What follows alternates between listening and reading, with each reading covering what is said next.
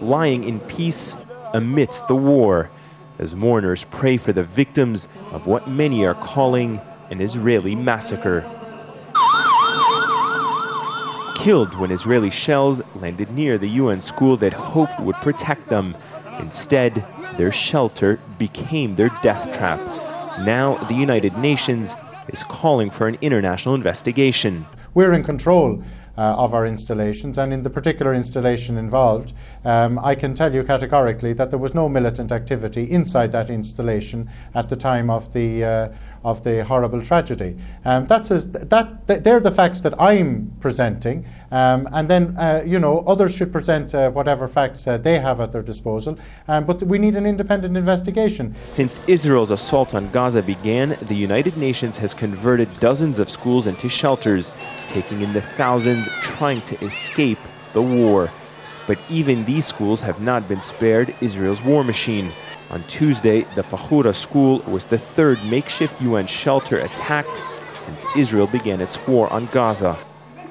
The military says it was returning fire on a rocket launching site, but in the heart of Jabalia, we visited the school where the attack happened.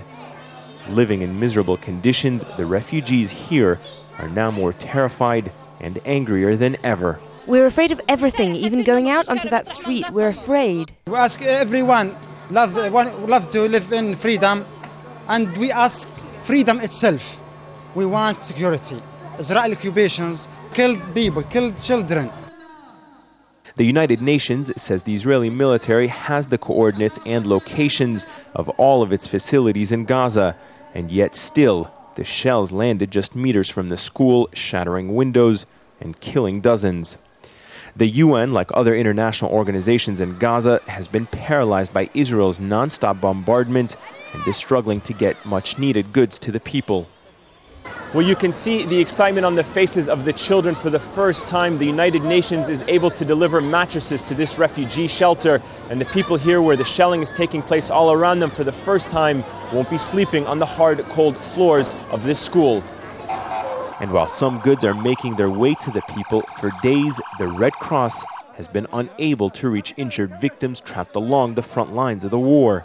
But during a 3-hour halt in attacks, they and other Palestinian paramedics made the treacherous journey, recovering bodies and treating the wounded, many of them suffering severe infections. We've been stranded. They just got to us today. We didn't know what was happening. They saved us today during the calm. They surrounded our house and began shooting at us. Our house was burning. My son was martyred and I was trapped for days. And while those continue to suffer during the war, for those killed in it, a peace that eluded them in life. Ayman Mohyeldin, Al Jazeera, Gaza.